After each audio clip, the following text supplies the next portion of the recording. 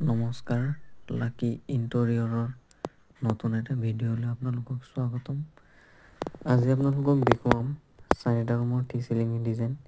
অৰ্থাৎ আপোনালোকে যদি ঘৰত বা লেট্ৰিন বাথৰুমত বা কিটচেনত টি চিলিঙি, PVC চিলিঙি, ফল চিলিঙি অৰ্থাৎ ইণ্টেৰিয়ৰৰ ইত্যাদি কাম কৰাব বিচাৰে, তেতিয়াহ'লে আমাৰ লগত যোগাযোগ কৰিব।